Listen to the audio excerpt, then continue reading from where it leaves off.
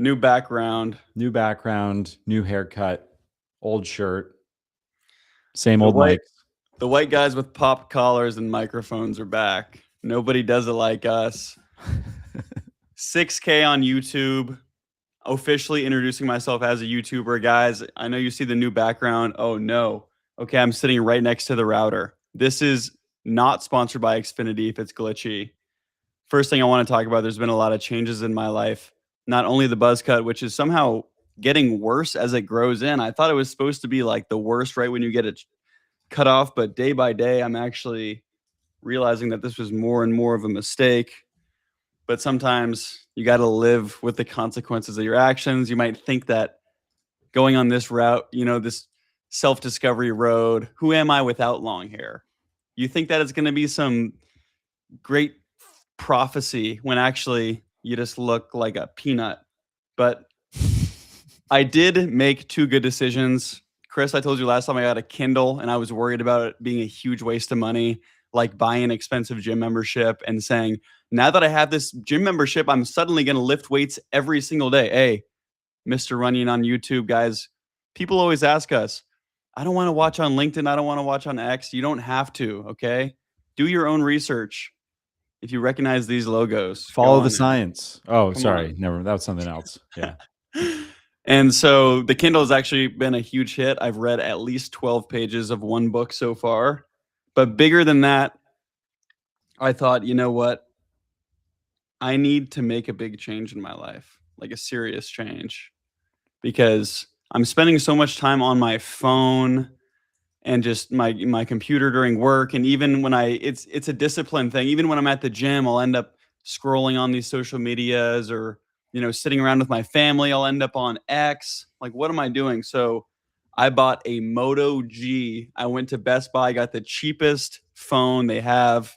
I installed a custom operating system so that I only have Spotify, Claude, and Maps.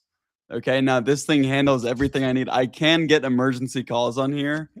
And if someone calls my regular iPhone, it'll go through to here. So there's that. But otherwise, I was thinking about what 3 apps would you absolutely need? And these are the 3 that I boiled down to. Wait, so you've got Spotify, Claude, and Maps are your 3? Yeah. What if you become like super addicted to maps? Just scrolling through You're maps. just the first dude who's doom scrolling like Street View and like random towns in Illinois. And you're like, dude, I've spent like 16 hours a day on my dumb phone scrolling maps. This is terrible. Yeah, apps that you shouldn't doom scroll. Jersey Mike's, Xfinity, Maps. Dude, but Maps is something that if it got taken out, I would legitimately be screwed. I am horrible with directions, geography. I don't know where I am, even like in my surrounding Seattle area. And so that's one downside of technology. I mean, 100%. I'm so reliant. And the thing is, I don't learn because I could go to the same place 10 times. That's, 5 miles away. Every single time I'm mapping it. So I don't learn. I'm just literally doom scrolling map. I look over, oh, right, left, right. And even after 5 times of driving there, if I've used maps every time, it doesn't matter because I'm not learning anything. I have lived here for 8 years, approximately in the same place. There are 2 major interstate highways near my house, like a mile or so from my house. One is called 680. One is called 580. I legitimately do not know the difference, and I get them confused constantly. I'll be like, oh yeah, I was going north on 580, and people are like, oh, you mean 680? And I'm like, yeah, what did I say?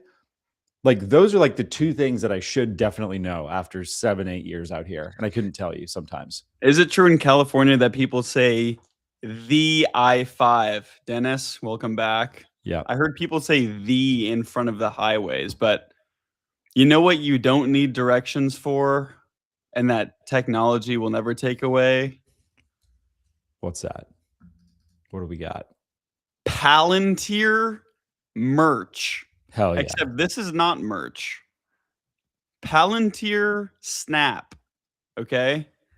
Now, this is legit, by the way. This guy is Vibes at Palantir. So it must be some sort of marketing position. Yep. And I think Palantir is legitimately coming out with merch. They've done. Have you followed their other drops? It's insane.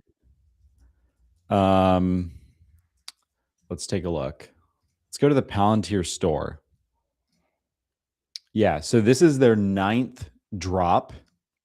So they're literally doing drops. Bro, they're copying Nelk Boys.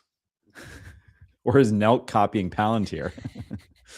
By the way, I randomly, as I was looking at all of our clips from the last 48 hours that Hireoverseas.com has put together for us, which are incredible, and I was liking all of our videos to boost our algorithmic ranking on YouTube. You should all do the same. I saw this random short on YouTube that was talking with Kyle Forgard from Nelk. There were 2 drops that they did, I think, in the early days when Nelk was like at their heyday. 2 merch drops cleared over 30 million in sales from individual shit. drops. And he said that it was like 40% margin. Holy shit. Isn't that you insane? Don't see people. Yeah, that's unbelievable. I took part in the first ever full send drop. I got a lanyard. It was insane. But you don't see people wearing full send stuff around. You used to see it in the wild a little bit where people full send, Rona season. Yep. You see some Happy Dad hats. So, okay, so I didn't even.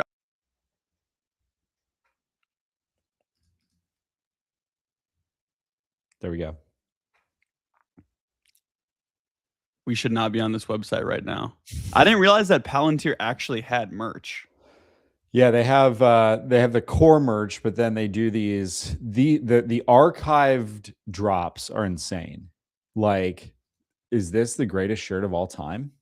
Wait, I don't know. Can you click on it? What is that? I can't. The YouTube logo is blocking it. Here, we got it. Oh, nice. Dominate. Who is that? That's the CEO of Palantir, Alex Karp. What? Yeah. Bro, Wait. they need to get his hair right.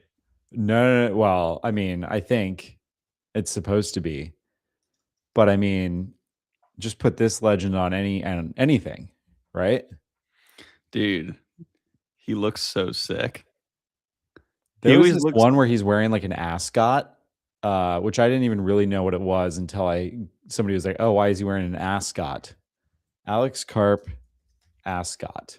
Yeah, this is him in all of his glory. Dude. Yeah, he's so sick. The way that he you saw the interview where he like couldn't stop moving in his chair. Yeah. And then so he was people like AI'd it. They did like Grok Imagine and like nano banana'd it to have him like flipping around. Yeah. So I loved I'm going to share this first. And I have an analogy. Okay, yeah. So this is obviously real. Alex Karp doing push-ups on his seat. And it reminded me, and this is going to be relatable for maybe 4 people, but he reminds me of Mr. Crocker. Do you know who Mr. Crocker is? No. Oh, yeah. He's part of Fairly Odd Parents, and then he's like, Fairly Odd Parents, and he like jumps up in the air and does a million flips. And yeah, he's like an evil, and somehow he has his ear on his neck. But I love Alex Karp, especially that he bought a monastery. So the Buddhists were trapping out of this 3,700 acre property in Colorado. You know, they were meditating. They probably didn't even put a go-kart track on the property. They were just sitting there on mats, you know, thinking deeply. But who thinks deeper than Alex Karp? That's why he bought the John for 120 M's. Look how sick this property is. Pocket change. Yeah, that's light. There was a really good quote about this where he said, I need to find it now. He said, Alex Karp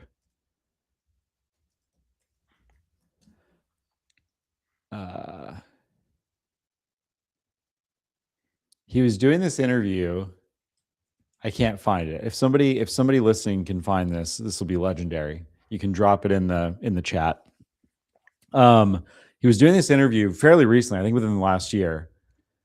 And I think it might have been the Wall Street Journal was talking to him. Hold on. Wall Street Journal ski houses.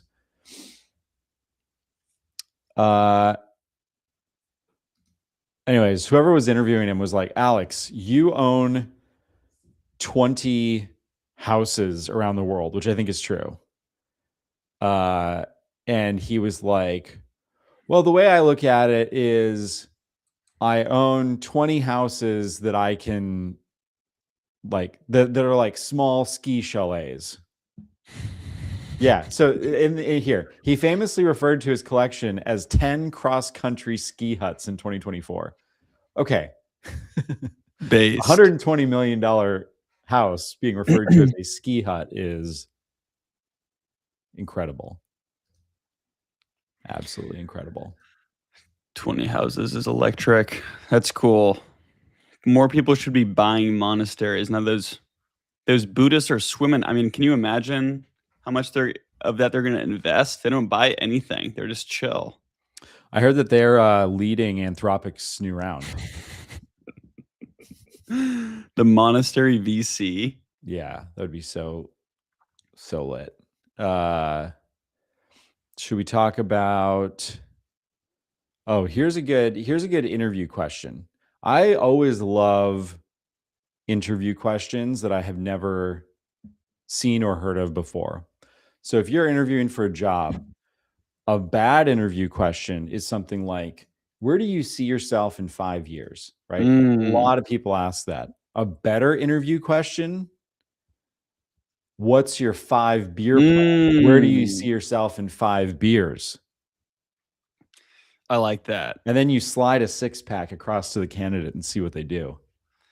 I like to ask questions that push people's like ethical boundaries.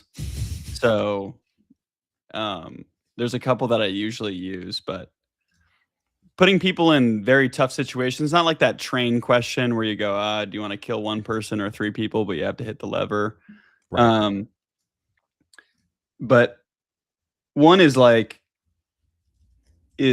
when you're going on a trip with friends, okay? So I'm going on a trip, leaving tomorrow, gonna try to go ski, but I don't know if there's snow anywhere besides the streets of New York. But anytime you go on a trip with friends, I ask people, you've been on a trip with friends, right? Let's role play here. I'm interviewing you. Yeah. No, so I don't have any friends. What's that? Oh, sorry. You want me to? Yeah. I'll pretend like I have been. Yeah. I've been on a trip with friends. So when you go on a trip with friends, toothpaste, usually you don't have travel size toothpaste. You just have the big one. So have you ever gone on a trip not bringing toothpaste, purposely banking on using someone else's? No. Okay, you're hired. Good man. So are you anti-sharing toothpaste with the bros? Is that what you're saying? I will always share toothpaste with the bros. I'll not only do that, I'll also rub sunscreen on the bros' back if they need it. Ain't bros getting sunburned, but I've done it before, and maybe that's why I'm projecting onto people when I interview them. But there are times where, whether it's family or friends or wherever I go, I think I'm not going to bring toothpaste, and I'm just going to hope that someone else does, and I can use theirs. The reason that I don't like that about myself, and when people do that, is because the golden rule. Okay, what if everyone did that? Then no one is going to be brushing their teeth. Right. You're relying on someone else's shit. And I also ask about the New York Times Mini, what people like to do, the first thought that they think when they wake up. I just crushed Wordle this morning for the first time in a long time. I have not done the Mini though. So no spoilers. Wordle is child's play. Well, I know that, but the thing about the Mini is sometimes the Mini is like, if you're just feeling good, a minute 50 seconds all the way up to 10 minutes to complete that bad Larry. The Wordle you can knock out in 20 seconds. I don't know what rookies you have on your leaderboard, but I get the Mini consistently under 60 seconds. I actually got a personal best of 12 seconds. I want to ask you, The New York Times, okay? I don't want to give them my money unless they sponsor. Shout out New York Times, big friend of the show. Yeah. New York Times, they make a lot of money, okay? They make a lot more money than you would think. And I'm kind of tempted. I want to find out how much of that is from mini games because there was this huge rug pull. Any of you major gamers out there, I don't know if they did it for the Wordle, but they started charging. So before you could play the mini, Wordle, do whatever you want. Around 6 months ago, they totally rug pull. They go, actually, it ain't free. One day you log on, you got to pay. And so for a couple days, I held steadfast. Nope, not paying. I'm going to find an alternative. And people were pissed, including me. And then after about 3 days, I woke up and my normal morning routine, which was the mini. At this point, I was in a corporate job. I hated my life. The mini was one of the only moments of distraction and joy I had, and I ended up paying. My point is, they are raking in dough off the games, okay? I don't know why this is Q2 of 2024. They definitely make way more now, but over $10 million a quarter. Wow. In That is actually crazy. What did they buy Wordle for? Was that ever reported? I forgot they bought that. Yeah, some guy, he was like a solo developer that had a job and he couldn't keep up and they paid him. I want to say it was like 3 million. Low 7 figures. Okay. Holy I think I had heard shit. like 2 or 3 or 4 million, so that seems right. How many people were on Wordle before the New York Times bought it?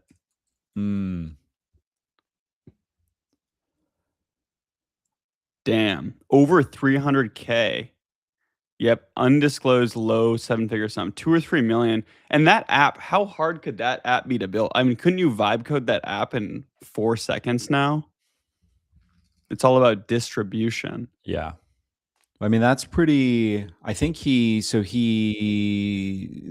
it in January, which is probably the worst time to sell it. Were people still was that still COVID?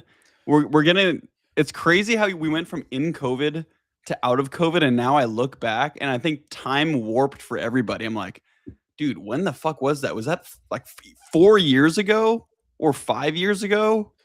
What we should do, so COVID, obviously COVID-19 started, came out of China or somewhere in Asia in December, I think, of 2019, hit a lot of like Asia Pacific countries in February of 2020, hit the US hard in March of 2020.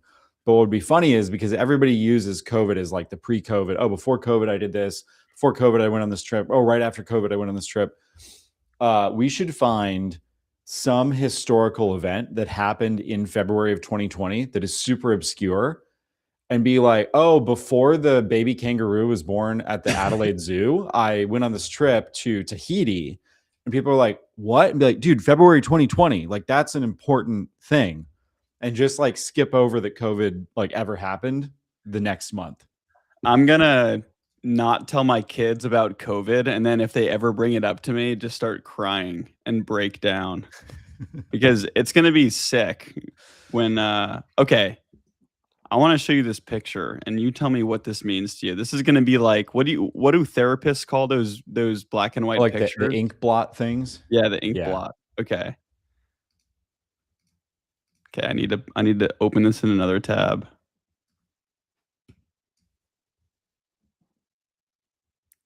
Does this ring a bell? It does, but I'm not like a gamer guy. Is this the what is this? The Flappy Bird thing? That's right. Yeah. Flappy Bird. So the Flappy Bird. Here, I got to pull this up. Dude, let's turn this. Let's get on Twitch and just play Flappy Bird. Like the knockoff. I want to tell the story about Flappy Bird because I think a lot of people forget how insane this was. So this dude, Vietnamese indie developer, built Flappy Bird in a few days in 2013. So this guy was vibe coding in 2013, way before. He throws this shit together. simple game. You just tap, don't let the bird die. And it was hard. It went crazy on the App Store the same year that he launched it, after almost no one downloaded it. Then it exploded in 2014. Okay, so wherever you were in 2014, you had just retired at that point, right? Yeah. So I was about 1. Yeah, I was I had in like a Puerto Vallarta doing I some stuff with the cartel. and so it blew up and started generating $50,000 per day of ad revenue. Holy Okay. cow. 50K per day. So what's that per month? 1.5 mil? Something like Yeah. that. Okay. This guy can't take it. Imagine you put together this app, you start making 50K a day. He has a breakdown. He pulled it down at the peak. When he was making 50K a day, he goes, nah, this I can't do it. I'm tired of making money. He tweeted, he said, yeah, I feel guilty, and said the game had become too addictive and he didn't want it weighing on his conscience. That's So crazy. then the resale value of phones that had Flappy Bird on it went absolutely crazy. But what's funny is I was looking at this guy. I remember kind of hearing his story. This guy, Dong Nguyen, I think is his name, Vietnam-based developer and programmer. The interesting thing about this is he had created a ton of games before, and he has this game studio that is called Dot Gears.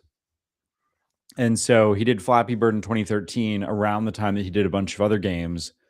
But then he, got all this guilt over Flappy Bird, but then released a bunch of other games. This one also went super viral like a year later. So he just kept doing more viral games, which is a funny thing. I think morally it's interesting if you're like, oh, I'm shutting this game down. I can't handle it. It's too addictive. But yeah, I'm going to keep developing like Android and iOS and Windows games to try to get people to play them, which I guess by their nature is kind of addictive. So let's see the swing copters ad revenue. I think, let's see, swing copter is not public. So this is, yeah, that's funny. I mean, it's probably after he took Flappy Bird down and then he went camping for like a week and drank some water. He was like, oh my God, what was I thinking? Like, there's way more addictive. I mean, you're not making cigarettes. Flappy Bird also, it's addictive, but like, come on now. Like, addicting, isn't that the whole point of games? Like, people are kind of willing to be addicted with video games. Hopefully GTA 6 is addicting. I want to get back into video games, but he posted, I'm sorry, Flappy Bird users, 22 hours from now, I will take Flappy Bird down. And this is the best line. I can't take this anymore. so good. Damn. And then he's got Lord Miles in the comments, which is from years later, which is insane. That reminds me of, do you remember when, first of all, do you remember how much Minecraft sold for? Notch, aka, or Marcus Person, aka Notch. Wasn't it like $1 billion, $1.5 billion, something like that? Minecraft sold for $2.5 billion by Microsoft in 2014. I got it right. You just had to add the amounts together. $1 billion, $1.5 billion. Nailed it. Which is funny because, okay, this Reddit user, I was going to say they definitely made their money back, but apparently they only made $900 million so far. Was it worth it? That's from game sales alone. Doesn't count to 1,000. Yeah, I'm sure they made their money back because the Minecraft movie, I'm sure, did $1 billion. And now, and also, I mean, I also feel like I think some of this feels very anecdotal because I have a 4.5-year-old son who doesn't really know what Minecraft is, but all of his older friends do. So like we have been to 2 Minecraft themed birthday parties for 5 and 6-year-olds in the last year. So, I mean, it's still like, I think it's one of those things that actually the first generation that hit Minecraft around like being a 10-year-old, like in 2014 or whenever it sold. I actually think it's one of those things that like kind of like Pokemon or Magic or, you know, even like Power Rangers, like some of these things were like so popular with like when they first came out very early. And then there's this like weird lull. And then a half generation later or a generation later, things get like massive again. But I mean, I see you go to Target, you see Minecraft merch everywhere. I In was the toy Minecraft section. Steve for Halloween like 2 years ago. Nice. So also funny, but the biggest thing about Minecraft, we showed this before, but I just need to play this again. Minecraft education. This is their new lane. Okay? This is gonna walk you through the biggest social injustices, so you can sit with Rosa Parks on the bus, you can talk to Nelson Mandela, you can take parts in major historical events, Rosa Parks bus incident. Okay, so many people will think this is crazy, and it's because good ideas always look a little crazy, but in what timeline would you ever expect this, that Rosa Parks bus incident. This is official Minecraft, by the way, Minecraft education. My screen just blew up, but Chris, 219,000 subscribers. We are only 213,000 subscribers away from being bigger than Minecraft education. will you be playing this? I play this every morning. I like the fact that they call it the Rosa Parks bus incident. It's like the descriptor of that event. I don't know what I would describe it as, but that's just like it's a funny title. Yeah. But okay. Sorry, I had lost the plot. What's Lots the of stuff plot? going on with Minecraft. It sells for 2.5 billion. And after he had sold it, we've this is a recurring theme. Money doesn't buy you happiness. So this guy becomes a billionaire. And then he starts tweeting like super depressed stuff. He's like, the problem with getting everything is you run out of reasons to keep trying. And human interaction becomes impossible due to imbalance. Mm-hmm. I'm trying to find some more of these. He bought an insane house. Anyways, I think that I see this a lot. Like, I think that there are some people, like Elon tweeted the other day that he's like, I feel unhappy the majority of the time. I think was his quote on Twitter. Which I think is very true from like knowing him and working with him. Like, I don't think he would describe himself. I don't think people that know him or work for him would describe him as like, wow, this guy has a sick life and he's like crushing it and is super happy.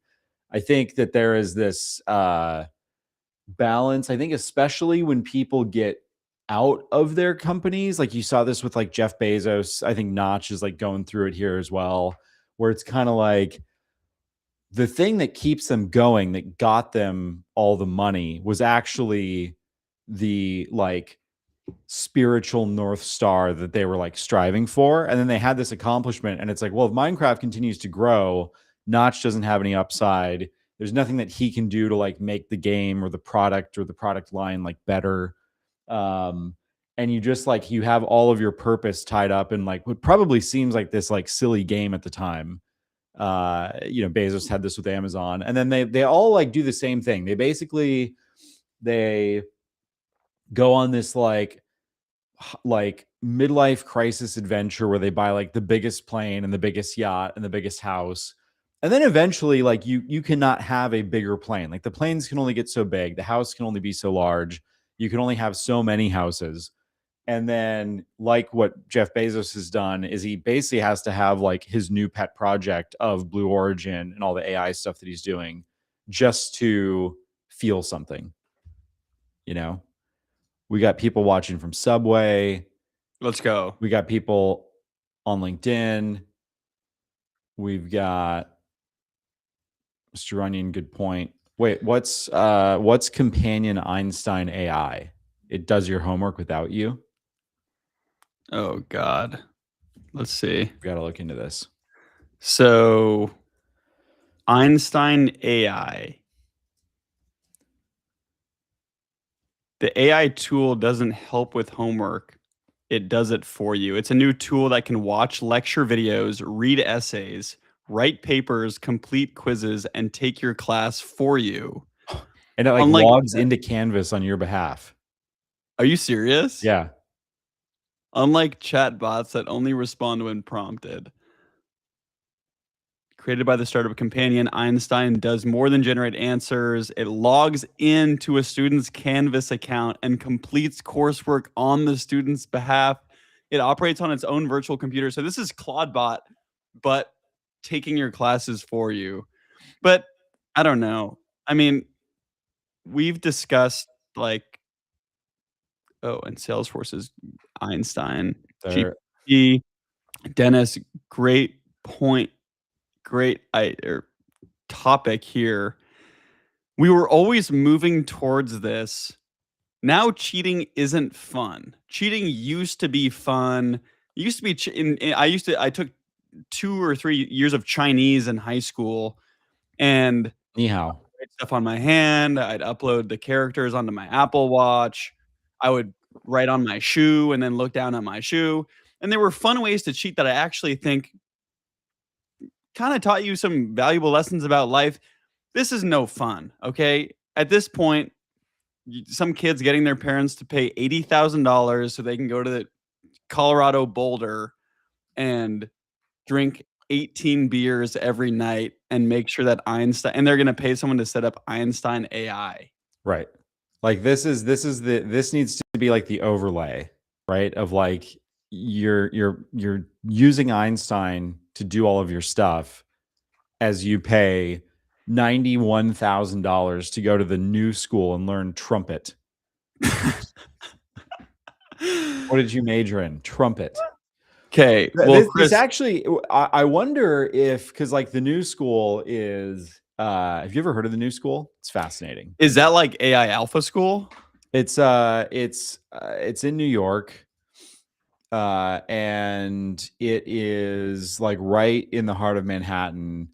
And if we come to their programs, it is like really super focused on performing arts, like physical, like things in the physical world, right? Like music, like you can actually like major in trumpet, for example, or like jazz or something. It's kind of where, let's see, where can I find information? We'll accept all their cookies. Architectural design, art media, classical music, contemporary dance is a big program. It's kind of what I imagine if you're Notch and you're a billionaire and you have some kids, but they're not the brightest, and you just want them to go to like a good school and like do some bullshit that's not going to get them paid in the real life, but that's like a passion project, you send your kid to the new school. Right. Wait, But so the thing about a lot of this stuff, classical music, contemporary dance, contemporary music, Einstein AI can't cheat for you. right. So I wonder if there's going to be this like resurgence, at least if parents are like helping to pay for the school or the degree, where it's like, dude, if you're paying 90 grand to go to Boulder and get like a creative writing degree, that is all going to be, it's already like totally one-shotted by AI. You can just cheat your way through the entire thing. So there's going to be two things. One is going to be the rise of in-person off computer tests, which like we had back in the day. I mean, I didn't graduate that long ago, but like in 2010, almost all of my finals were in like blue books where you were like handwriting essays. Right. So that's going to come back in a big way. And the second thing, the second order effect is going to be a rise in degrees that can't be, that are like cheat proof. Like you can't entirely use AI to cheat your way through them. Yeah. Suno, make me a song about a trumpet for my final. This, by the way, okay, we talked about Suno, I think maybe on like the first episode of Raised and Confused. I used Suno for a month and then I canceled it. And now Suno is back. I'm back on the $20 a month plan because Suno 5 dropped and it's like an amazing model.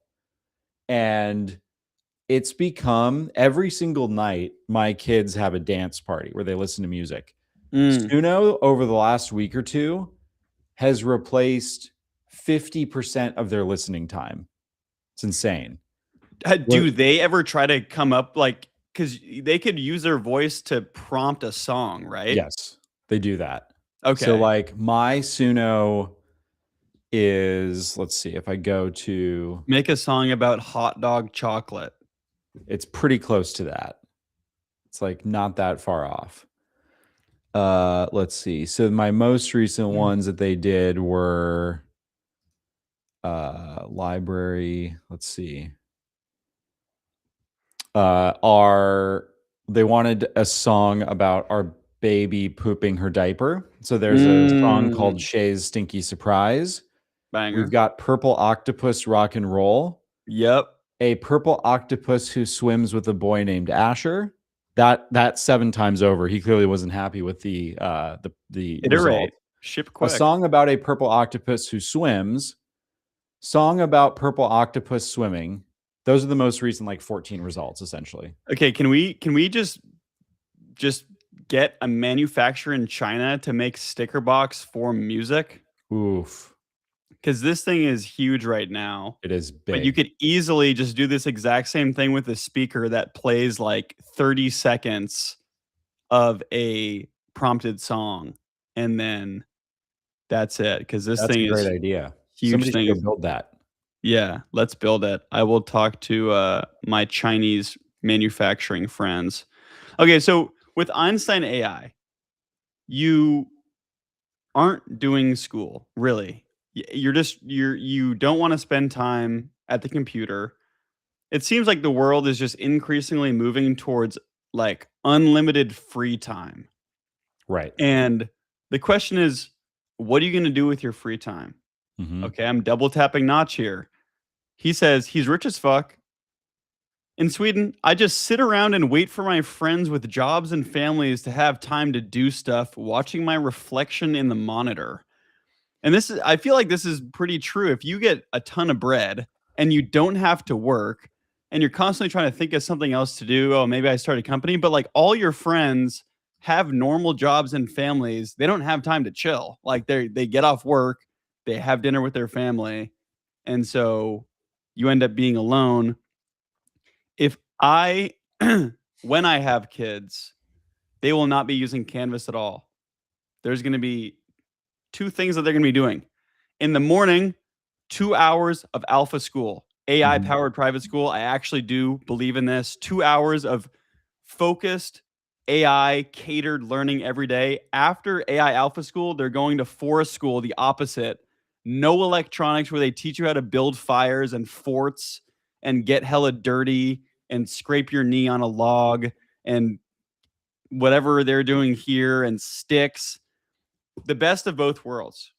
AI powered learning, no electronics, in the woods. Do you have any schools like this around you? We definitely do. There's a charter school like kind of up in the hills near us that's like pretty, so I think that there's like a big component of this. But I like this a lot. Like I think that the self-directed AI learning plus like hands-on stuff in nature is definitely some version of the future for people who can afford it. And then schools are going to have to start like, or the education department or local states are going to have to start subsidizing more of these like charter schools so that everybody can afford it. Because I mean, you already see this where you have Alpha School that costs $70,000 a year to send a first grader there. And so most first graders, and also they're in very few cities. And so most first graders are getting this like totally like parallel world education that still feels the same as what was taught in the 1950s, where like a teacher stands up in front of a class and like has a whiteboard and a chalkboard in some cases and is like, this is an amethyst. Let's talk about amethysts. And, you know, the first graders that get the $70,000 education are getting better information delivered faster, and importantly in like a super customized way. Like you can learn about geology in so many different ways. Some people are going to be they're going to be visual learners and they want to like actually see and like touch the rocks. And other people, it's just like, I can basically listen to a podcast about this and get the 80-20 of it. Right. Yeah. This is interesting around AI. Eduardo says, I work at a print shop. 25% of the orders or designs that come through our shop have been generated by AI apps, which totally makes sense. Like you see the slopification of AI is good for the physical world. Like I've seen Etsy sellers printing out like AI cat prints on mugs and selling them on Etsy to boomers. Right. And I've seen a friend of mine, actually, I'm going to shout this out because it's, I don't even know if I'm allowed to shout this out, but it was like an old project that has to do with print shop. So like a friend of mine made this called Taylor Books. My kids got it. It's like you can prompt a story and it will generate like a black and white coloring book for your kid and then like ship it to your house. So there's like a lot of cool use cases here with like physical printed media plus AI.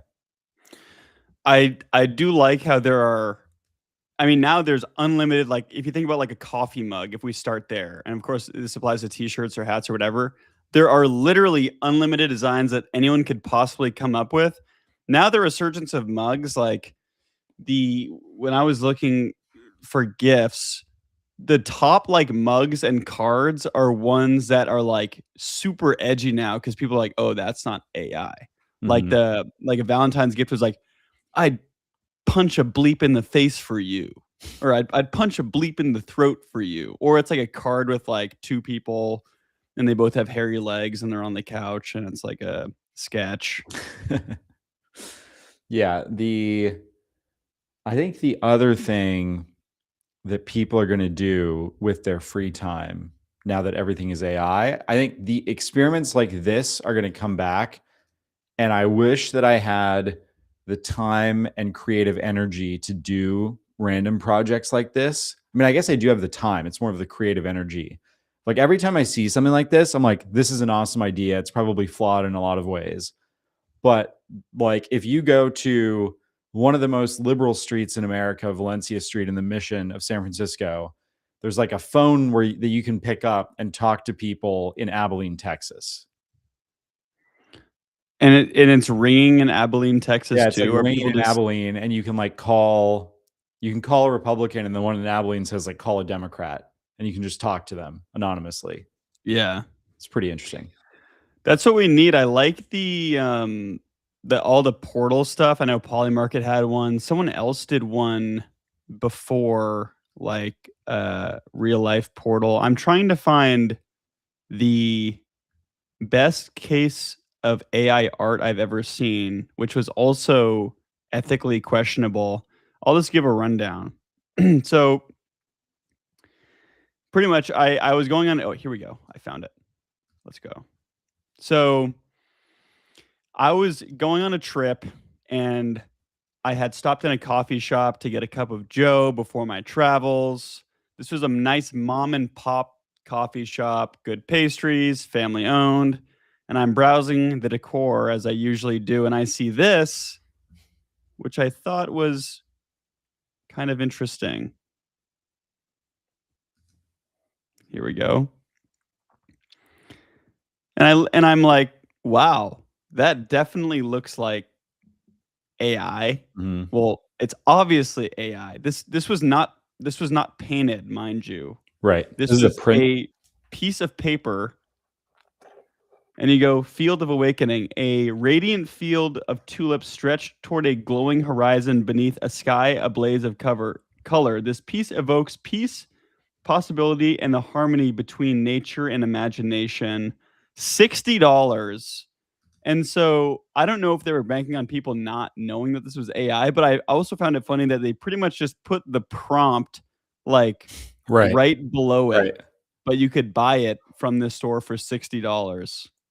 I mean, I guess if you're really into that, and that's hideous, if you wanted that, especially with that frame and that mat, like if you wanted that hanging in your house, it's probably a good deal because you could probably get the frame. I mean, if you bought the frame new, the frame alone with glass would be $60. Right. But we were just talking about print shops. Like, I'm sure to get that printed in that high of quality is like not cheap. That could be, I don't know, $15-$20 in that size. This is a great business. You just go to thrift shops, buy all the frames, and AI print stuff into them. That's amazing. This is like the opposite of the AI printed fake paintings. There is a college in Kentucky where the students have been hand making brooms for over 100 years. And I thought that this was interesting because this is from 6 years ago. But the brooms are gorgeous. Look at these things. Isn't that sick? I've never seen colored bristles. I want a broom with custom handle colored that's bristles. fire. Pickleball broom. Yeah. Yeah, whatever happened to good brooms? This is what we mean when we say go to trade school. Don't study computer science. Oh, also, I was thinking yesterday how remember when Hollywood writers went on strike? Yeah. So, and I was trying to remember, and maybe you have more context, but didn't the Hollywood writers go on strike and just say, "Don't replace us with AI. You can't replace us with AI." Right. And then I was thinking, I'm like, bro, the software engineers don't want to be replaced either. But can you imagine if like a ton of software engineers were like, "Don't replace us with AI"? They'd be like, "Okay, go away. You're already replaced." Right. And then so I don't really understood how that worked. And somehow they came to an agreement. I think maybe people saying we won't accept AI like writing anymore. The headline is following the 2023 strike, Hollywood writers secured landmark protections against AI, preventing AI generated material from being considered literary material or source material. So AI is used for brainstorming or developing scenes. It cannot replace human writers. I don't really get it. I mean, aren't the human writers like using AI to help them write? I think so. But the other thing that's going to happen is like you have projects like this, and actually there's a bunch that are VC backed, but you have like Andreessen just backing a brand new movie studio, and I think investing like hundreds of millions of dollars into these things that like will explicitly produce new media with leading Gen and AI artists. So like all of these writers work for traditional studios. So basically what's going to happen is now it's this race where if you are a writer for, you know, and you're in the Writers Guild and you're working on like a Paramount show, it's like, okay, Paramount will not use AI. But now it's like if this Promise studio can just make a better show using AI for cheaper and get it on Netflix or get it on Paramount, it's a race. Like these guys, the new studios don't have to adhere to the rules because they're largely using people that haven't signed these deals and like non-union writers. So it'll be interesting. This is a stupid question, but I was talking to my parents about it. And how exactly... Shout out to Chris, by the way. Shout out We're getting Chris. LinkedIn comments today. Dude, let's go. Thanks for tuning in, Chris. So, dumb question. Explain it to me like I'm 12 if you know. Netflix makes money on subscriptions, right? Right. I pay whatever, $25 a month.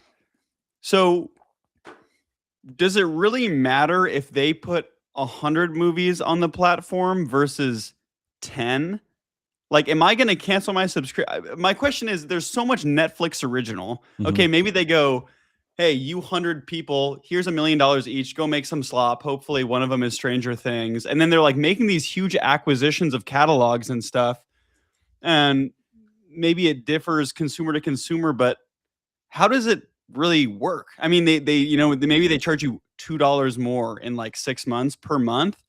But to be honest, I don't really pay attention to all this new shit on Netflix. I don't know if I'm going to cancel my subscription if they don't put 50 new movies. Can you give me any? They are, I kind of know, I don't know the exact details, but basically to answer the question, I think the difference is the reason that there's not like every movie ever created on Netflix, and the reason that I think especially over the holidays, right? You see all these holiday movies come on, and then on, January 15th, it's like these movies are going away, or it's like limited time Yeah. only. They buy streaming rights from the studios for a fixed period.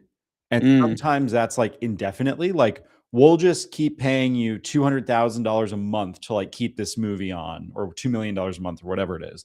And then they're looking at the analytics where it's like, all right, we're paying indefinitely to keep this movie on for $2 million. It's been streamed 90 times in the last 30 days. Like, let's kill this and we can save Yeah. and go spend it on something else. So it's basically this algorithm where they're just constantly looking at what the most popular titles are that are actually being watched, and then pushing that. And so the reason that you want, if you're Netflix, the reason that you want to acquire Warner Brothers is you're basically just like leasing Warner Brothers content indefinitely. And a huge amount of stuff is like produced and owned by Warner Brothers or by, any of these studios. And so it's like better at times to just pay up like $70 billion in cash, to, like, buy the rights to all of these things, and like indefinitely paying $2 million a month across like hundreds of different films. Right. How many Netflix originals do you think came out in 2025? Oof.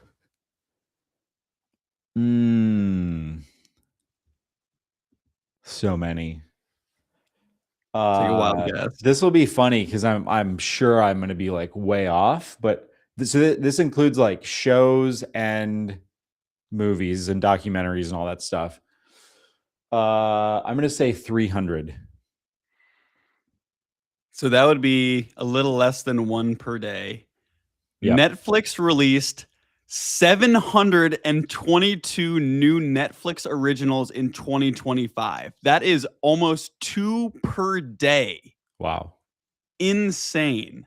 Imagine the production needs for this and how much money they're investing. And it's crazy that now 62% of its entire library are Netflix originals, which is just crazy. From going from distributing other people's CDs and DVDs and mailing them to your house to now owning the majority of the content on your platform is unbelievable. That's crazy. Let's see what the popular Netflix. So we have some fighting words in the chat here. I mean, the only good one is Stranger Things, and can you name 10 originals? See, the problem is I cannot off the top of my head for sure name 10 originals. But the thing is that's so subtle now is, I think back in the day, like one of the reasons that I signed up for Netflix explicitly, I remember this, was I wanted to watch Making a Murderer, which was 2015. So I think I've had Netflix since like 2015, 2016. And Making a Murderer was one of Netflix's first originals. And it was also, I think, one of their best. But let's see. Most popular Netflix. I was just looking up the worst Netflix originals because I always see people clowning on just straight slop. Okay. Wow. This is crazy. Okay, this is actually crazy. I will say this. I am looking at the most popular Netflix movies. This is movies by views. I have seen one of the top 10. I've only ever seen one of the top 10. It's all kids movies. Pull it up. And I will say I have not ever heard of like 5 of the top 10. Let's pull it up. Let's go through this. Oh my God. K-pop Demon Hunters, I have heard of. I have not seen. Red Notice, I don't know that I've heard of. Carry On, I don't know that I've heard of. I think I maybe have heard of it, but I've not seen it. Don't Look Up, I have seen.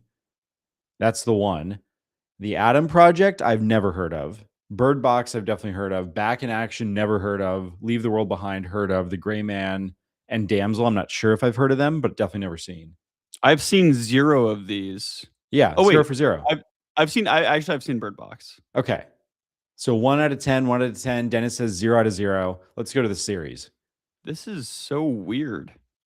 Squid Game was a Netflix original, wasn't it? And I'm pretty sure that's what pressured Amazon to give Mr. Beast the 10 million. Wait. So I have seen the only one I've seen a couple episodes of Squid Game. Was not into it. I've seen the first 2 seasons of Stranger Things. So technically I would say here I will like average out the fact that the Stranger Things tops are season 4 and 5, which I have not seen. I've only seen the first 2 seasons, maybe 3 seasons. And I've seen a little bit of Squid Game. So I've kind of seen like one-ish of these. I know like my wife watched Bridgerton. Monster. Oh, this is the Dahmer thing. Oh, I have dude. seen this, That actually. show is so good. Okay, but here's the most insane thing. Okay, hold on. I'm pulling up one more tab for dramatic effect. All right, as you pull that up, what are your top 25 Cheesecake Factory originals? Dude. Everybody's making content now. What are the top 25? Right. The cheesecake clips. Okay. So of the top shows on Netflix, I'm going to flip through these real quick. Okay. So, first of all, the number 1 show on Netflix, Squid Game, is a Netflix original. What was the number 2? Wednesday? That was all original programming, by the way. Oh, that was all original programming. Okay. So Wednesday, I think, is the number 2.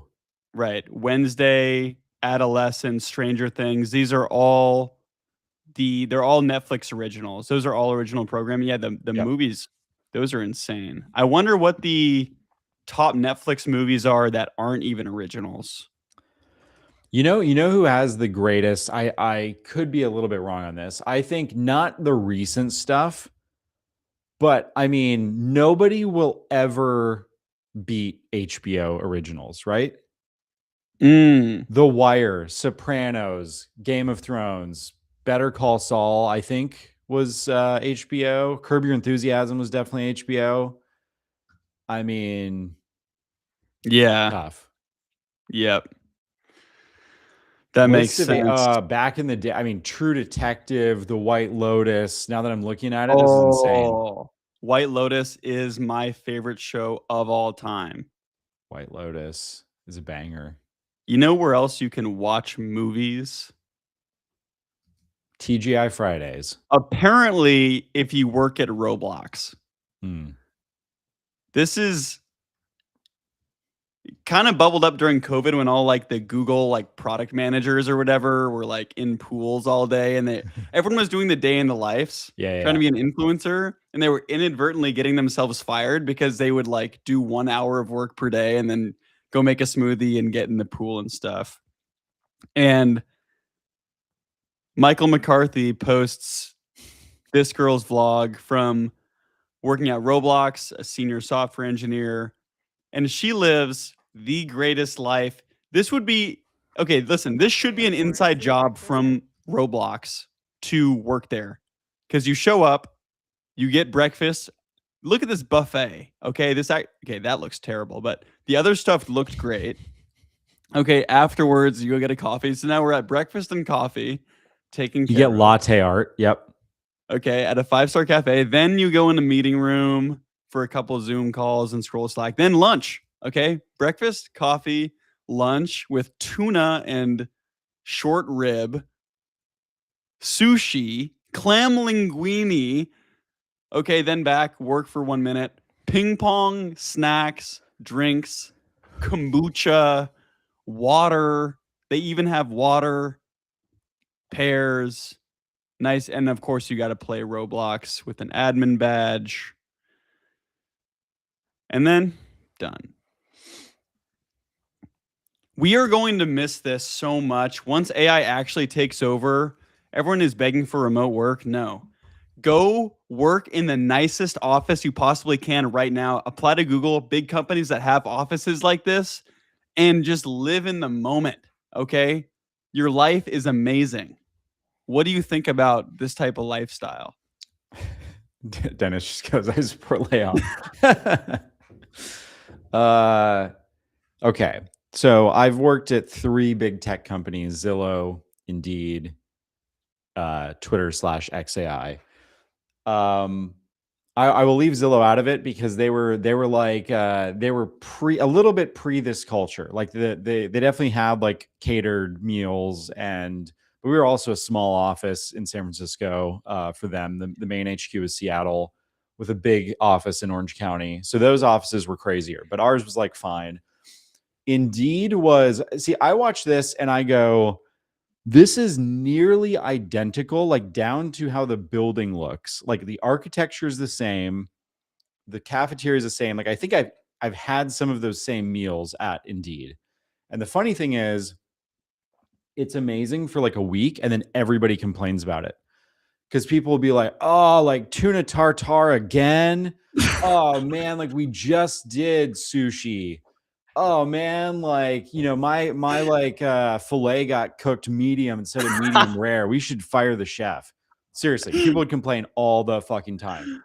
I remember like standing in the free coffee line to get like free $7 lattes, and just everybody was bitching that like, oh, they changed the roast of the coffee. The espresso sucks now. It's like, get a grip. From there, went to work at Twitter as Elon was buying the company. And we were basically eating like astronaut NASA rations that were like discarded, from around the office over like years prior. We were like sneaking like peanut butter sandwiches between meetings. It was like the most night and day I've ever seen. But that is epic. Yeah. So the thing is, go work at an office like this, and you will get bored very quickly. It's like living on the ocean. Right? Like you're on the water or you're near the water and you're like, dude, I'm going to surf every day. I'm going to be swimming every day. And then you do it maybe for a month, maybe for 2, but by month 3, month 4, you're just kind of like, oh, it's windy, man. All this like sea breeze is kind of windy. This sucks. Right. The ocean glare. That's a great point. If you just shower people and gifts, like maybe if you cater 1 meal a week, then people can appreciate it, but too much of a good thing. Wait, what's the story of how Beehive was built? Hold on. How is Beehive? Oh, they started as a cafe in the Roblox office. What? No, I'm just kidding. I was like, that has to be the wildest story of all time. The Beehive the Beehive story. Tyler post story. Let's see. Wasn't he a Morning Brew guy or a Yep. Yeah. It was founded by Morning Brew guys. Right. The Beehive story. Okay, there's many chapters to this. We may need to study up and come in with a synopsis. Tell me about. You'd be proud of me. I know you have lots of random GoDaddy domains, and I bought one of my own the other day. There's nothing better than buying a domain. Unlimited possibility, fresh slate. This is hilarious. So the Beehive guy joined YouTube as a lead growth specialist. The job was done at about 11 a.m., so he had time to build it as a side project. How many people are doing 1 hour of work per day now? The hardest part is just not getting depressed if you do that. Like feeling guilty. I mean, most people don't feel guilty as long as you're not like robbing some old dude. But I'm going to work for an hour and a half today because this live stream is an hour and a half. Right. So if you're only working an hour, what are you doing? Well, I have to do this live stream. I'm working, but then after I'm gonna log some hours on the data center game. Yeah. So you and I, we like to game together. We played the fast food game for a while. And then you and I, dude, I'm still tired from last night when we ripped like 8 hours on this game. Like, remember we put together that data center and we had OpenAI like on our necks about how, shit was going south. And then so some of our other games, obviously, this one is super fun. Then we got to do a shift at the pizza game, and then finally to finish it off, I sent you this. The TSA game. Okay. Now, I need to pull up a clip of this because I love this resurgence. It started, 2.6 stars. This started, let me pull up this. It started with what was like the first game, farming simulator, probably, right? Or like maybe the city skyscraper planner or whatever, where Yep. it's like, oh, it's fun to do a video game about like real jobs. This has absolutely blown up. And now pretty much every video game is like a job because people will never have the chance to do actual jobs. Banana scope. Here we go. Let's see this. Okay, doesn't want to show us. So this game, TSA Frisky, you work as a TSA agent and you have to take care of you have to make sure people aren't sneaking shit in. Okay? And this is the state of video games. You're not hopping on Fortnite with your boys. You're making sure that no one's sneaking shit into the airport. That is insane. It'd be funny to see like a TSA agent with VR goggles on, just playing that game with the TSA uniform on, like instead of actually frisking passengers. Do you think that video games, I saw this thing yesterday where we're going to live in a simulation world. So there's a lot of simulations that people run before they do things, obviously modeling, running models. Do you think that video games are going to be like the new job training? Like, because people are saying this is genius. You can actually train people to work in data centers by playing this game. No. First of all, would you play this game? No.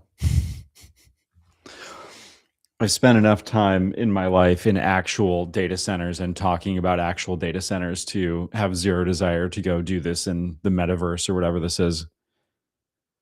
I cannot believe okay, here we go. We need to watch this. The TSA video game.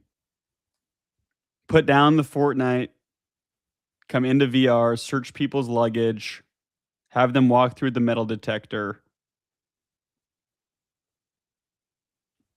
Okay, this is too fast-paced. TSA is not that fun. Do you have TSA pre, TSA clear? Yeah. Both? Yeah, it's free with Amex. Damn. Yeah.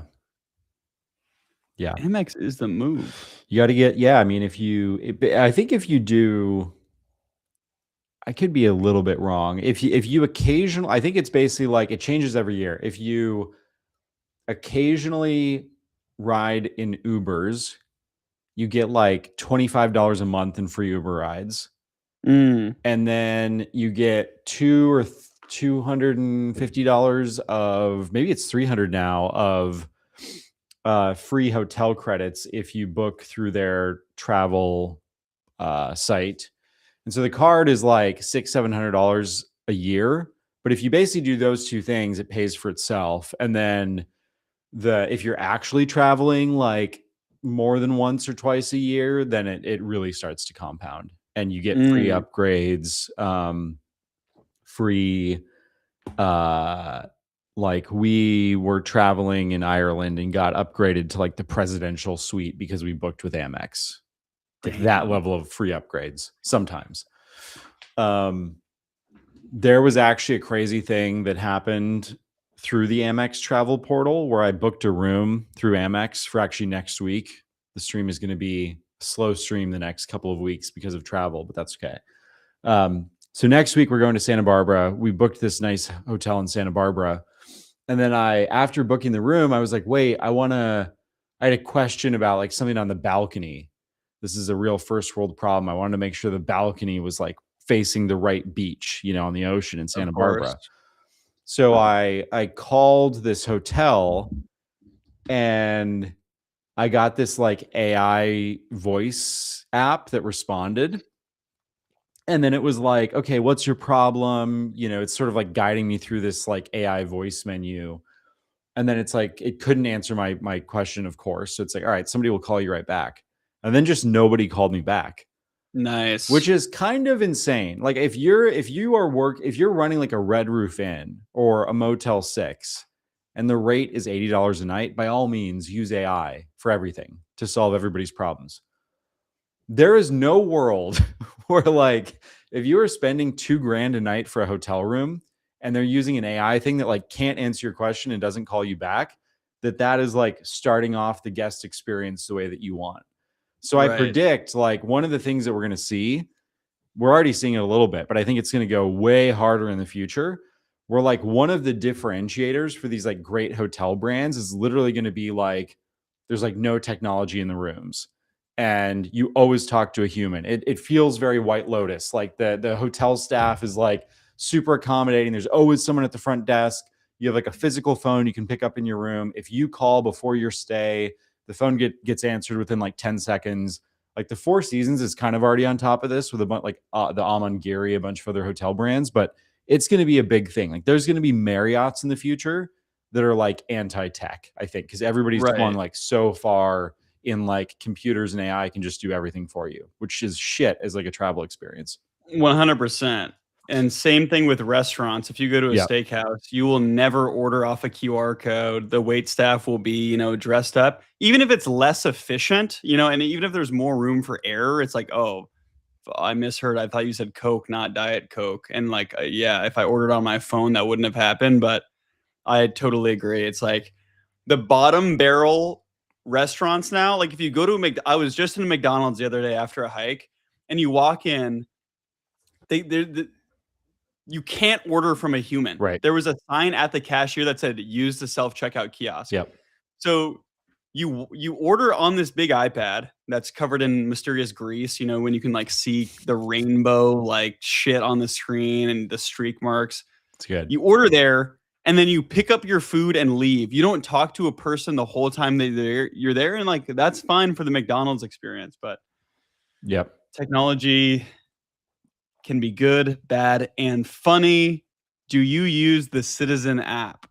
No, I used to, and then it got too depressing, so I stopped. The Citizen app is a cool story. So they're doing like somewhere between $50 and $100 million in revenue per year. I used to have it as well, and then they tried to make me pay, and I didn't. But I think these like safety companies of like, I don't know if they scan police radar or whatever, but this is fun. I've been on a tear of watching fair point. McDonald's fast food joint. But there are so many great Citizen notifications if you dig in. So good. Woman wielding machete. Oh my God. When I lived in downtown Seattle, that was like, it'd be like guy with 4 knives walking around. It should, the twist on the Citizen app should be that it should take all the crazies and match them together Hinge style, where it's like woman with a machete, man flinging feces at a building. Dude, these two are meant for each other. It's a match. And then they both like meander through the streets of Seattle and then they go on a date. It's perfect. Okay. So I know you used to have a machete and weapons selling business. Right. And I remember calling you up and you said, the business is going all right. There's like the liability is kind of a headache. But you said the one thing that I didn't realize was going to be so tough about selling all these various weapons, machetes, axes, mace, is the sales tax on them, because the sales tax, damn. The Sponsored sales by tax on Milwaukee. anything is just, it'll break your head. On weapons, especially ammunition, firearms. Okay, there's a million other things. Swords, knives are all taxed differently in different states, no matter what you're selling. And then I forgot, you you called me the next week and you said, "Dude, I found something that saved my life." I forget what that was though. What was it? So there's this cool company. I don't think you've heard of them. Let me pull it up here. So yeah, when I was running my machete manufacturing and retail business out of Chinatown in 1998, one of the big things was that we couldn't figure out sales tax to save our lives, and so we actually had to shut the business down because I got indicted on 17 counts of tax fraud. And so Mm. after getting out of prison, I ended up meeting this guy named Sam Ross who was starting this thing Numeral, and I was like, dude, I wish I had this when I had my machete retail business in Chinatown. This would have been a lifesaver, quite literally. And so, yeah, he started this. It's the fastest, easiest way to stay compliant with US sales tax and global value added tax. From selling things in New York to New Mexico, they're going to help you. Mm. And it's like the simplest thing. You can file and remit everything here. You can calculate your taxes. You can sort of see what you're expected to pay by category. Integrates directly with all of your existing tools. And there's the Numeral guarantee where they will file your taxes correctly and on time, or they will make up the difference. And so if you buy a sword in Alabama, Yeah. just to put this in perspective, Which okay? I have. Right. If you're selling, so Chris was selling swords. If someone buys it in Oregon, there's no sales tax. Okay, easy. You don't have to worry about that. In Colorado, 2.9% tax on swords. California, 7.25. Illinois, 6.25. Florida, 6. Tennessee, 7. Nevada, 6.85. Louisiana, 9.55. Alabama, 9.25. Literally almost every single state classifies swords as different products, some general merchandise, some weaponry. Doesn't matter if it's antique, it's different. And also if you're selling a car that shoots flames, like the Ice Reaper in the Missouri Department of Transportation, that's going to be a huge pain to sell because it's actually considered a luxury car because it's so modified. So it's 8% more tax. So Wild. whatever you're doing, selling anything, use numeral.com. Find them at numeral.com. Numeral.com is the best. And yeah, one of the things too with running my failed machete business or samurai sword business was that we just could not. We had this YouTube channel and we were trying to grow through YouTube and we could not figure it out for the life of us. And so one of the things that I wish existed back in 98 when I was running this that I'm so glad exists now is Hireoverseas.com. So Hireoverseas, let's go through it real quick. Right? What roles can they help us with? Everything from AI automations to virtual assistants, SEO specialists to grow your business, bookkeepers to help work with the Numeral team and the Numeral data to make sure all of your taxes are done correctly. Content writers, web developers, graphic designers, data analysts. We use people from the Hireoverseas.com team exclusively to help manage this live stream, get clips up on time. It's been incredible. Highly recommend them. They can work with individual small businesses like the Raised and Confused team today. And someday when we IPO, we're still going to be working with Hireoverseas because they're that great. So they're doing everything from individual placements up to building out teams of 20 or 30 people plus with leading AI companies to do content. Someone told me a story. A lot of times you don't think about all the different positions that you could hire for. So some of them are like pretty straightforward, like Hireoverseas. I want a cold caller. I want an EA to handle a lot of stuff for me. I want a cold emailer, SEO. But someone told me, this is a real story, by the way. Mm-hmm. The other month, I was sitting down with someone and they told me a story about how their friend had a wine bar and that Jeff Bezos had come in because it was some like Amazon party. And then Jeff ended up liking the wine so much that they hired this person as his personal wine sommelier. And this person got on his personal payroll, getting paid probably mid six figures or like at least 200K to literally fly around the world. And did you tell me this? Yeah. Okay, yeah. So this is the story that you told me. And I was so like, wait, do we know the same guy? Or I can't remember if I told you this story. Yeah, this is true. And so I went down a rabbit hole of being like, who else do billionaires have on personal payroll? Because this is also something that Hireoverseas can help you with, like landscapers. But the coolest position that I could remember was that story that you told me of Jeff Bezos's personal wine sommelier. Personal wine guy, and then he became the head sommelier of this like massive restaurant group in Texas. So now he gets to like launch new restaurants and do all the wine stuff. But yeah, for several years he was like he was on payroll with Jeff, just hunting down bottles. So good. And if you need to hire whatever position you need to hire for, okay, do you need obviously a personal assistant, barber, masseuse, sommelier, art advisor, yacht captain, head of security, private doctor, nutritionist, travel coordinator, and then of course you need a chief of staff to manage, your art advisor and yacht captain because you don't want to talk to those bottom feeders yourself. Yeah, you got better shit to do.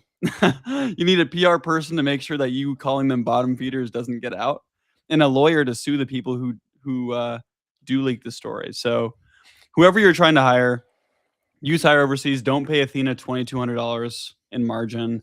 You're literally shoveling money into a fire to get worse workers. So stop. And if you I saw one of the things on there that billionaires have are communications directors. If you are an aspiring billionaire, or maybe you are a billionaire, you should also be looking at usenapa.com, a new sponsor of the stream.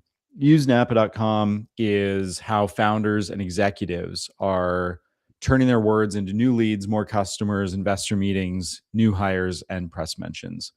These guys ghostwrite content. They can do technical content. They can do humorous content.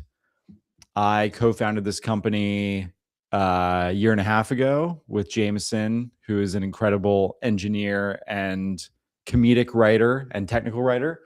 And we've built out a team of some of the best growth marketers and content specialists in the world. And very excited that we are now partnered with them on the Raised and Confused stream. I didn't realize that you had Jeff on staff here too, writing about wine. That's crazy. Yeah, we call the exec team JJ for Jeff and Jameson.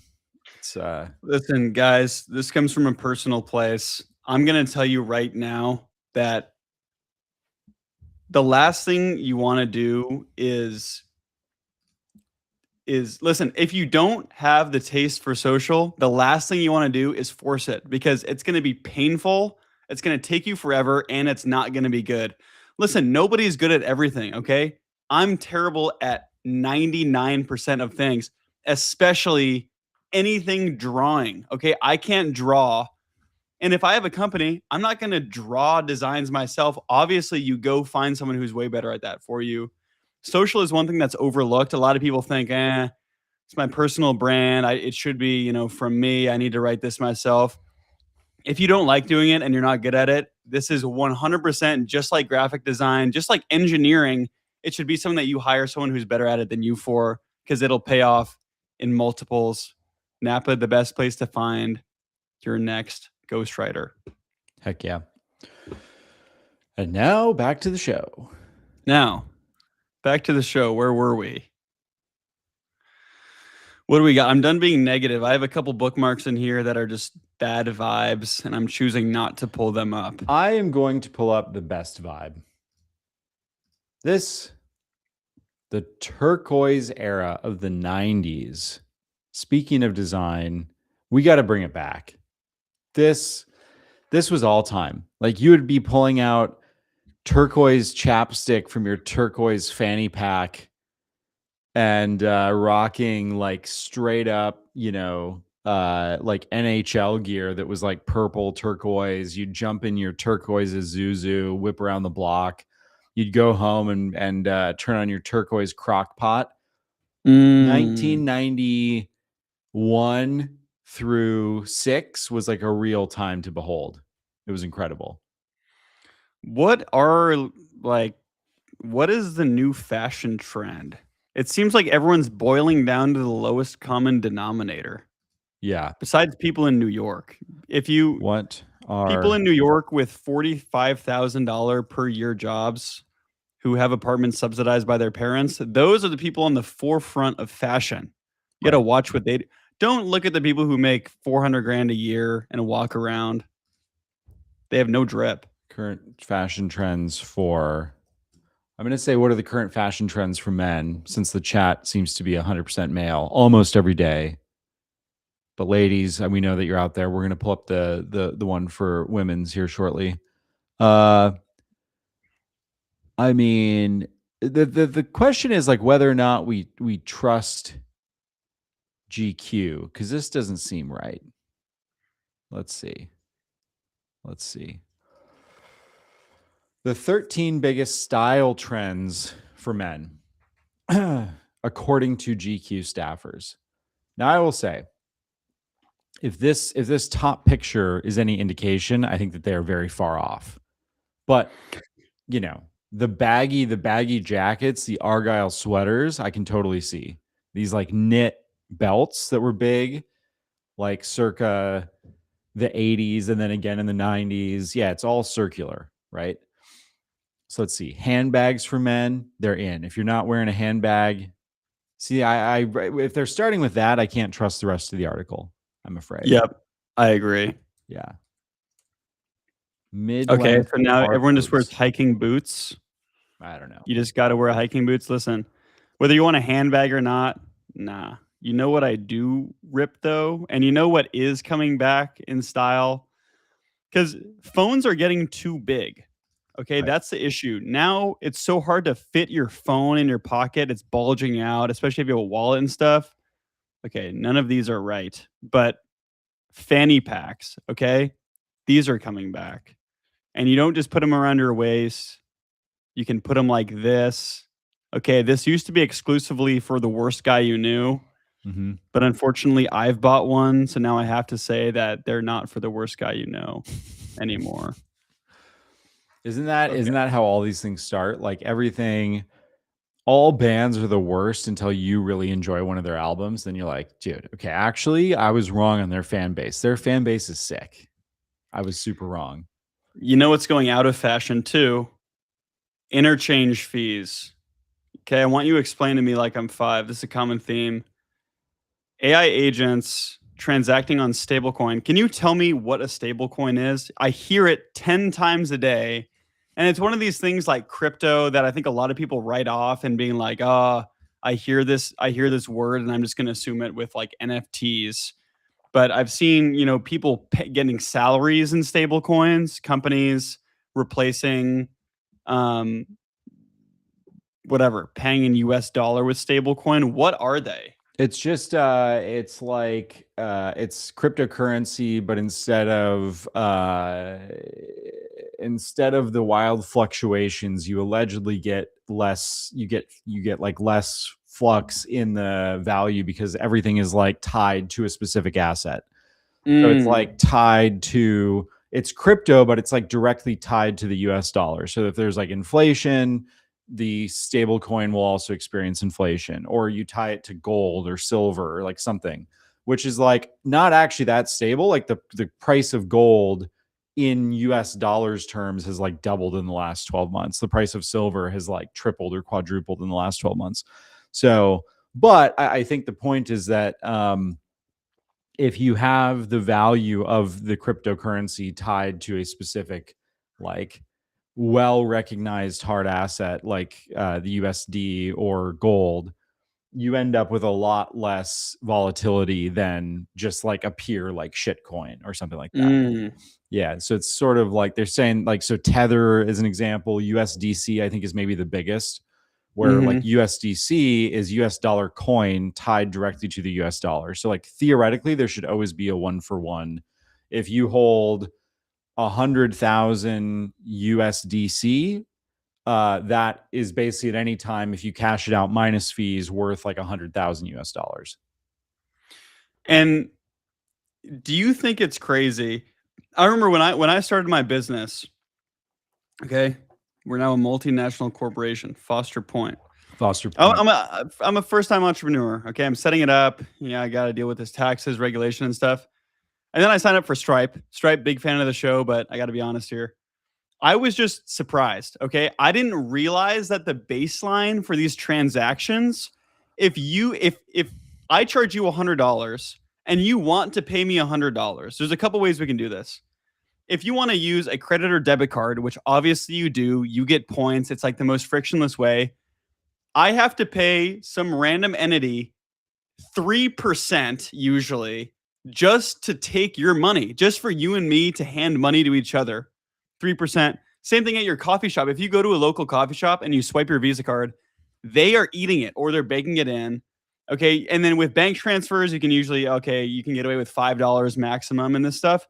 But just getting into this world, I did not realize how much money is just leaking out of this system and is being paid for people who just want to transact with each other. So I think this is big for whatever you want to call it, independence or sticking it to the man. But all these credit card companies getting nuked because obviously we're not going to stand for paying 3% on interchange fees every transaction. What do you think about this? I don't think like Amex and MasterCard are actually going to zero, but this article, by the way, we should dive into it next because it was wildly overhyped, I thought.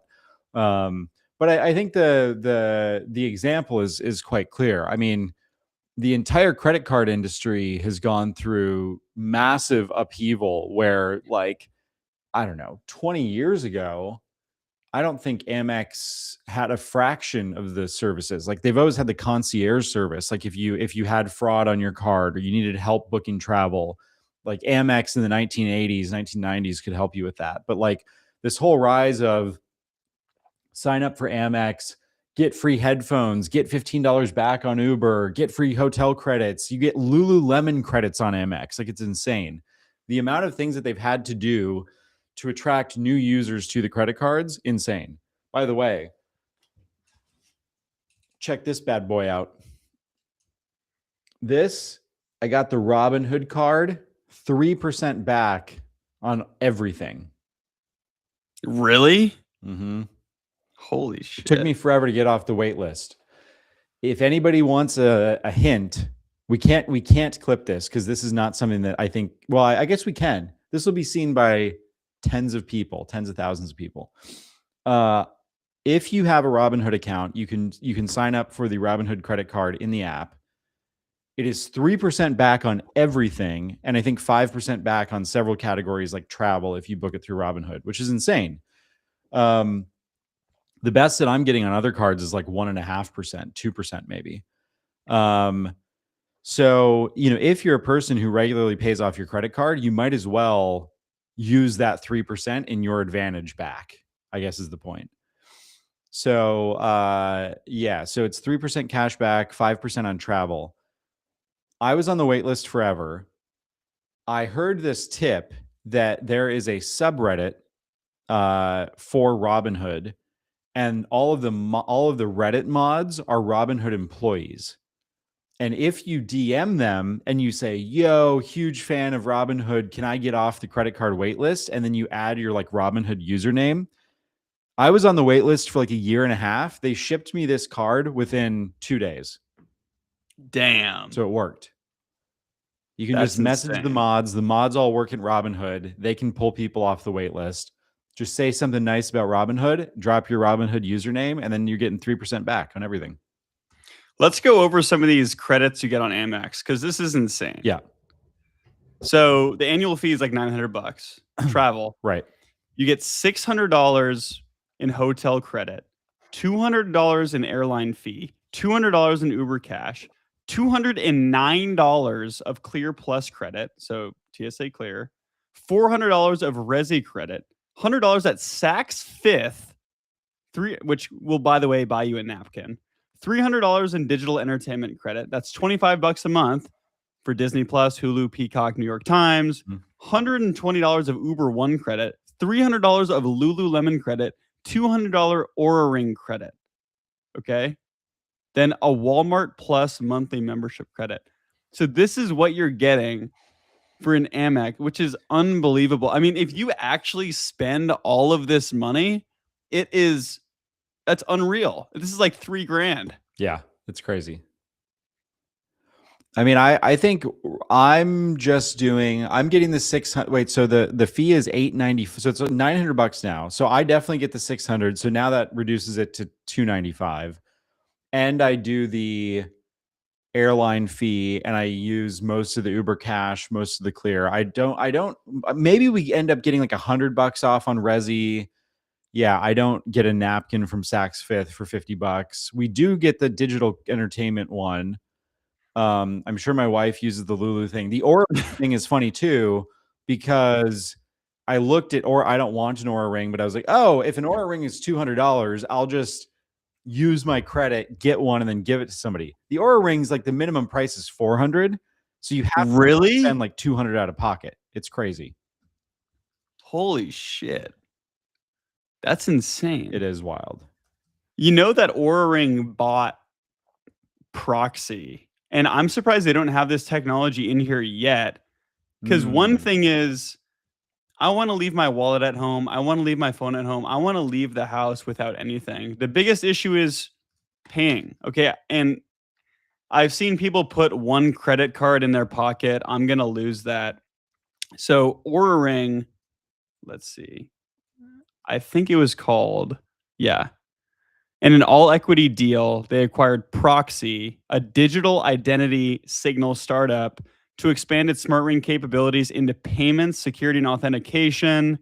It was going to be for Wave to Pay. So like you could put an NFC chip in here, and then like instead of having Apple Pay on your wallet or your phone, you can put it on this ring and then pay with it. Okay. But as of now, it seems like they don't support contactless payments. They've explored it, but the hardware currently lacks the necessary components. But in the future, you will be paying with your ice. Okay, I'm going to be paying with my Cuban chain. Wait, have you ever gone to lunch when it's raining and just paid with your umbrella? Just scan your umbrella? Have you seen the guy who signs into I mean, people they stick their credit cards into random objects and then hold it over the credit card reader. Have you seen that? Yeah. I forget. Was it I think there's a few people that do this, but yeah, I was thinking of one of them. He's like the Florida guy. This is one of my favorite videos, and I watch it every once in a while. You're scanning a fish barcode. Man. So if you're not listening to me, then I'm gonna call the police. That is not LA Fitness barcode. That's a fish barcode. Sir, look. Sir, she just motions to some random other dude who's there, sir. That's a fish. That's a fish barcode. Oh, it's so funny. But why not? Yeah, why can't you It's incredible. That is, yeah, more people need to do pay with fish. What is this? The little credit card chip thing? Put that in random objects. Give it a Here we go. Here's another one, trying to pay. So similar, scan the items. Okay, it comes time to pay. What item is he going to use? I don't think I've seen this before. What is that? It's like a Keurig coffee maker. And he sticks the chip in there. Oh, Okay, it's I'm so sure good. that this guy just does it. Oh my god, 140 million views. Wow. So this is just the greatest series of all time because he's just sticking chips and stuff. He's buying one yogurt.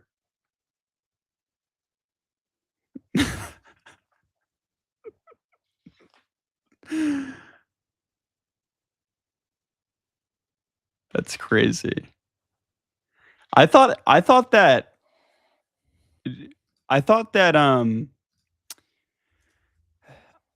don't think you can just cut your chip out of your card. Like I'm pretty sure there's something where if your card gets damaged enough that the chip doesn't work.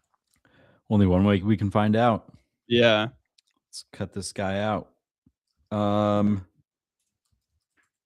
That seems legit. I would guess that it's probably tied to like something else in the card. But I know like back in the day, I definitely saw people like pop or like cut the chip out, and then just put it in random stuff. So maybe that's newer technology where they're trying to prevent people from doing that or something. There was a huge trend before, let's see, where Finally got that guy out of here. Oh, he's back. nice. I don't know what the hell is going on, but I would see people on TikTok being like, "Hey guys, send me your credit card and I'm going to like put it into a Charizard Oh, card." that's insane. So it's like credit card skins where I'm sure, you know, they either cut it out or they it's just like goes over it. But these guys give you a million. Look, they got the Uno reverse That is card. awesome. Okay. If you want a completely black, you can get the Bitcoin card, Donald Duck, Onyx. Oh my gosh. These This is e-commerce sites are unusable now because there's so many chatbots. But yeah, I'm getting the Donald Duck card. If you have a Maserati credit card, everybody's going to know that you're poor. It's like the opposite thing that you're trying to signal. So good. Well, should we wrap this up for today? Let's do it. Hour and 40 of streaming. Guys, thanks for tuning in. We got some comments on LinkedIn. Go subscribe to us. Go leave us a 5-star review on Spotify. Listen to an episode there, just 5 minutes. Leave a 5-star review. Support the pod. Subscribe to us on YouTube. We are everywhere. Okay. And I'm also our conference. We've got a meetup coming in Albuquerque. Show up there. Follow us on Threads. Follow us on Instagram, Blue Sky, Mastodon, TikTok.